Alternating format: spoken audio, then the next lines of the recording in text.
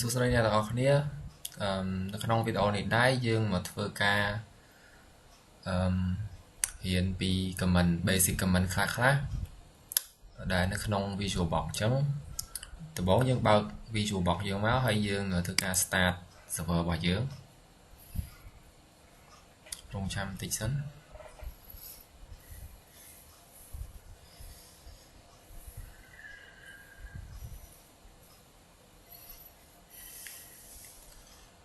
អូខេចូលមកហើយ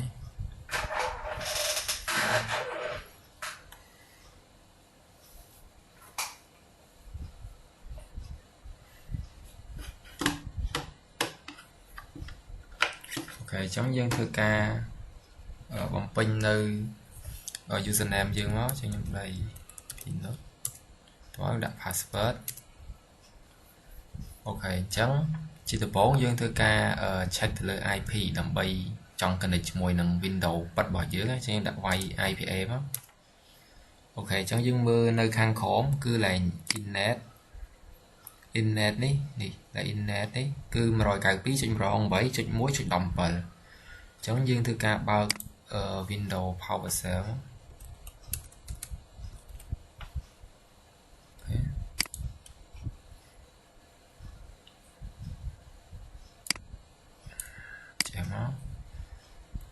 ហើយយើងវាយ ping វាយលេខដែលយើងបានឃើញហ្នឹងគឺ 192.8.17 enter មកអូខេអញ្ចឹងវា load អញ្ចឹងគឺវាមានន័យថាវាស្គាល់គ្នាអញ្ចឹងយើងវាយ SSH A username របស់យើងគឺ username Ubuntu server របស់យើងគឺយើងវាយ p node ហើយលេខ ping របស់យើងមិញហ្នឹងដែលយើងវាយមិញចុច 1.17 enter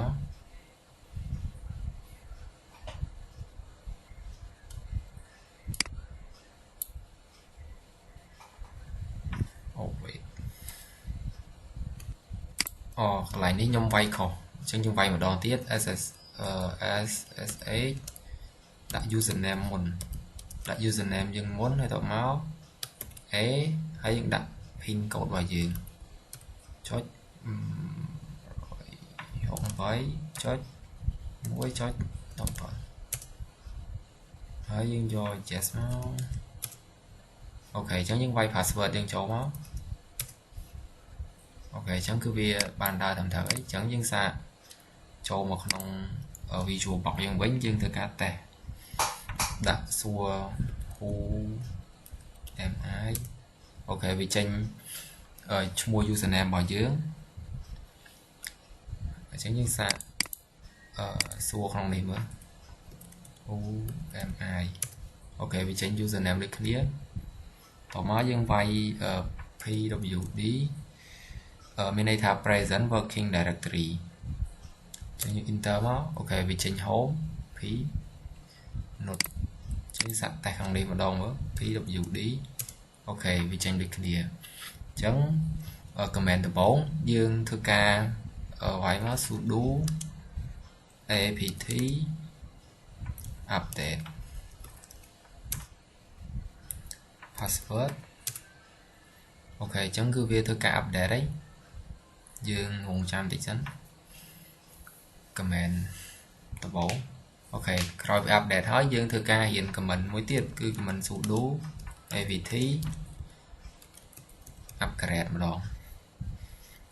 up enter អូខេអញ្ចឹងយើងរងចាំ play សិនវាកំពុង upgrade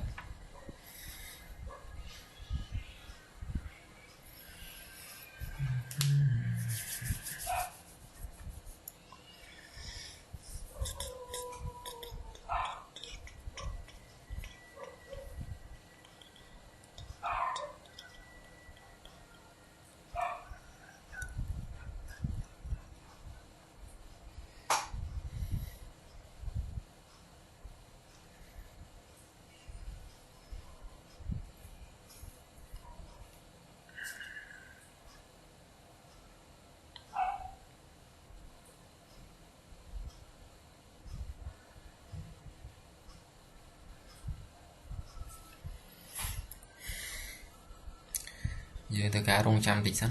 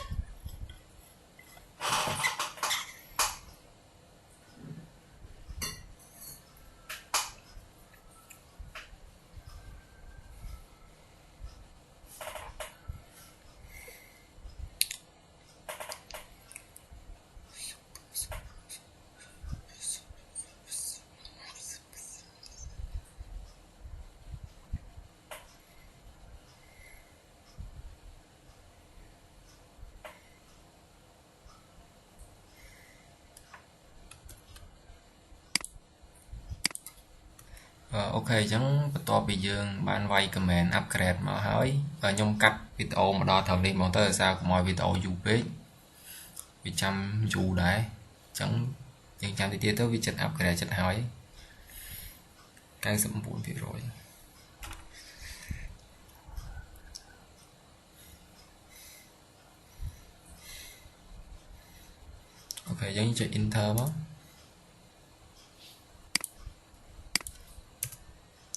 ចុច tab enter ទេមកអូខេអញ្ចឹង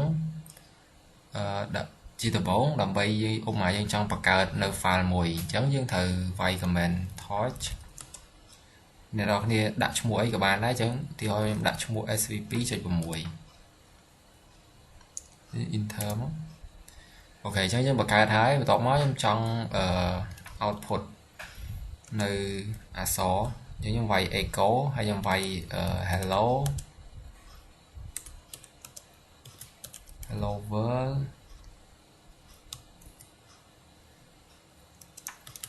hi svp.6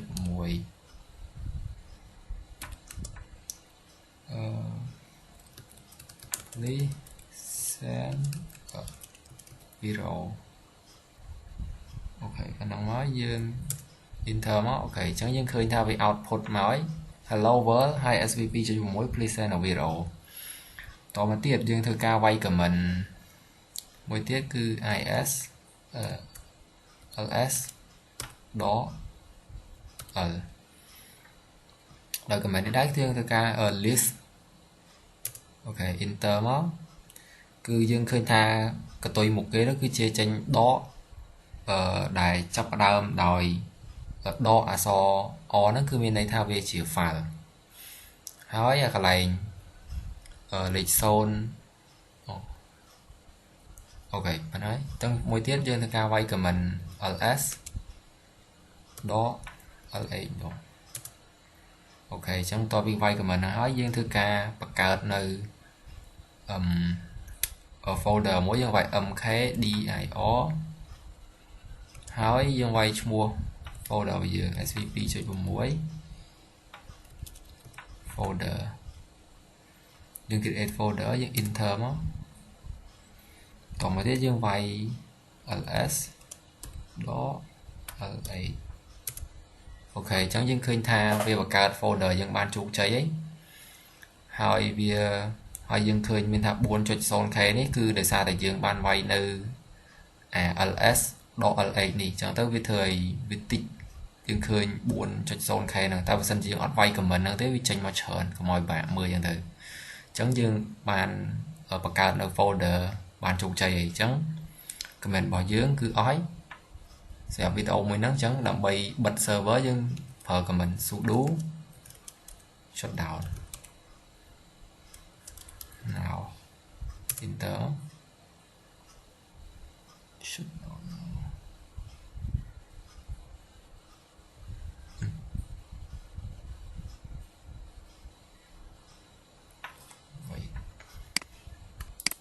ต่อមកកន្លែងនេះយើងធ្វើការ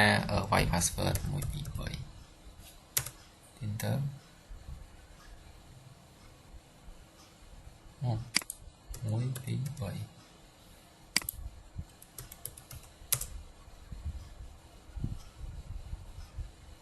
wait